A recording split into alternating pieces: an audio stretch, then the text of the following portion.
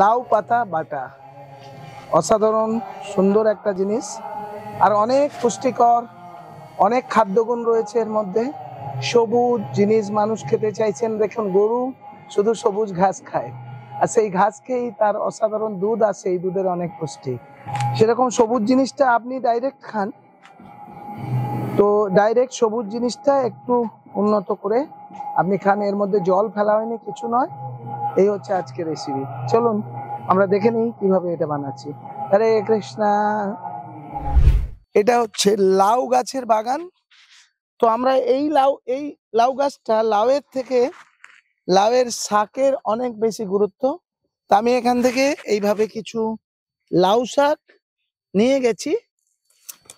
এগুলো বানিয়ে এই লাউ শাক আর পালং শাক একসাথে একটা সবজি বানিয়ে দেখাবো। অত্যন্ত শাক মানে অত্যন্ত সুন্দর একটা জিনিস, শুকোতা শাকাতি ভাজি, যা কৃষ্ণ পছন্দ করেন।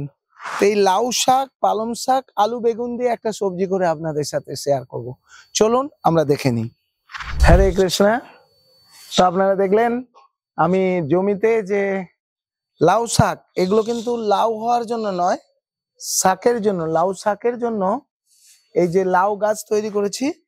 ওই লাউ গাছ কেটে আনলাম। আর আমাদের মাতাজিরা দেখুন, এই যে সব মাতাজিরা হাত জোড়ো করুন।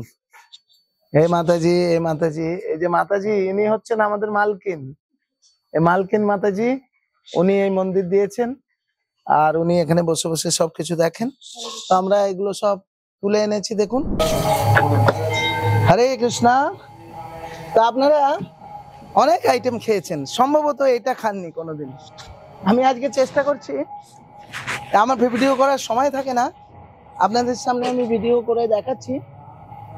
প্রথমে চলুন, আমি এখানে একটি শুকনো লঙ্কা ফোড়ন দিলাম, আর এর মধ্যে আমি শুধু একটু কালো জিরে ফোড়ন দিচ্ছি। দেখুন, কালো জিরে, কিছুটা কালো জিরে দিয়ে দিলাম, ব্যাস। একটুখানি এমনি জিরেও দিয়ে দিলাম, এটা এর স্বাদটাকে বাড়াবেন। আর লাউ পাতাগুলো দেখেছেন, লাউ শাক তোলা, এগুলো আমি এর মধ্যে দিয়ে দিলাম।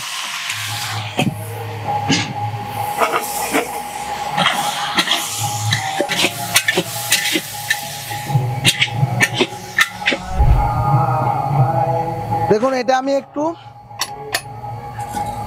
একটু ফোড়ন, একটু লঙ্কা আর একটু তেল দিয়ে এটা আমি নেড়ে নিলাম। এর জলে একটু লবণও দিয়েছি, এটা মেরে নিলাম। এটা এবার বেটে নেব জাস্ট। এটা লাউ পাতা বাটা অসাধারণ একটা টেস্ট। আপনারা থাকুন আমাদের সঙ্গে, দেখতে পাবেন। পরের দফায় আপনাদের কাছে আসবো। আমি একটু সর্ষের তেল এর মধ্যে দিয়ে দিলাম জাস্ট, আর কিচ্ছু নেই।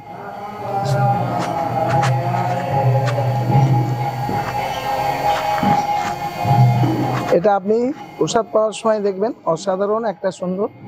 আমরা আগে টেস্ট করি না, যেহেতু এটা ভগবানের, এই ভগবানকে দেওয়ার পরে আমরা টেস্ট করব। এটা চামচে করে এইটুক করে দেওয়া হবে, এক থালা অন্ন মেখে।